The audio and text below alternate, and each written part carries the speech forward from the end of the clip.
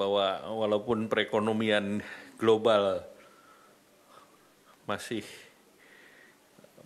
dalam situasi yang tidak normal, penuh ketidakpastian, dan agregasi perekonomian dunia rentangnya di tahun 2025 ini 2,7 sampai dengan 3,3%. Dan ini tentu di bawah rata-rata pertumbuhan ekonomi dunia dan juga tidak setinggi sebelum COVID yang lalu. Dan oleh karena itu juga harga-harga masih tidak menentu akibat dari ketegangan geopolitik, dan suku bunga yang tinggi juga tentu akan meningkatkan beban hutang di berbagai negara, dan juga kebijakan yang diambil yang kita monitor dari pemerintahan baru Amerika Serikat atau lebih dikenal sebagai Trump 2.0, serta kita melihat bahwa pertumbuhan ekonomi di Tiongkok ini belum pulih, artinya sektor properti masih bermasalah di China dan juga sangat terkena dengan kebijakan tarif yang akan diterapkan oleh Amerika kepada Tiongkok. Nah, kalau kita lihat tadi dalam pengumuman BPS, Indonesia masih solid dan dibandingkan dengan beberapa negara lain.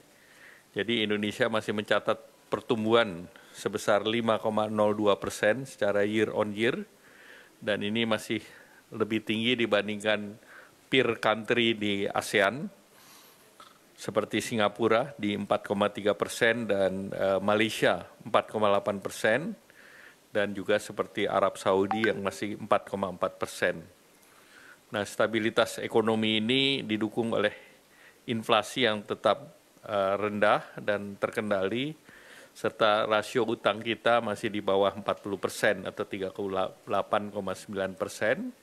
dan ini mencerminkan kebijakan fiskal yang hati-hati dan ruang yang cukup untuk berinvestasi.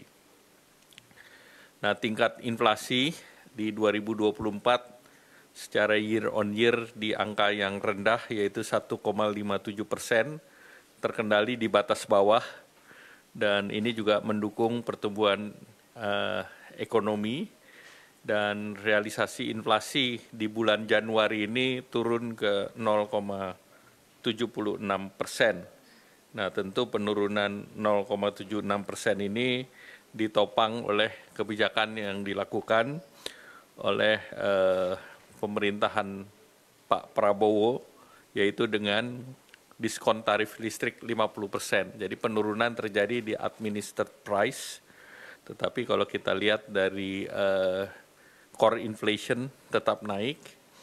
Namun jelas bahwa dengan tarif sepanjang 50% ini inflasi kita rendah.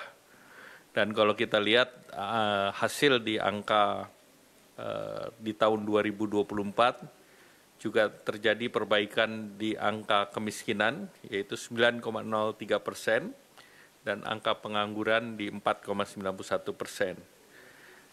Kemudian beberapa kegiatan yang diterapkan kemarin oleh kebijakan Bapak Presiden Pak Prabowo pada saat Nataru, itu kita mendorong beberapa aktivitas di bidang ekonomi, antara lain kita melihat aktivitas meningkat, kunjungan wisata itu meningkat di bulan Oktober sampai dengan Desember sebesar 15,59%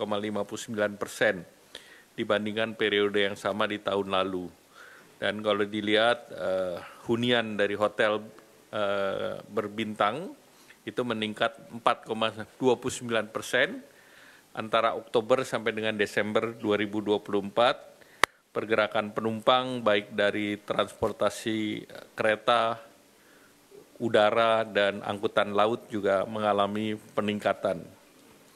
Kalau kita lihat sektor real dan optimisme masyarakat itu tercermin dalam PMI manufaktur, itu kembali di level ekspansi yang diteruskan. Jadi di Desember sudah di atas 50 dan Januari pun capaiannya 51,9. Artinya optimisme di sektor manufaktur tinggi, dan indeks keyakinan konsumen juga terus di level angka di atas 100 atau 121,1, dan indeks penjualan real tumbuh positif.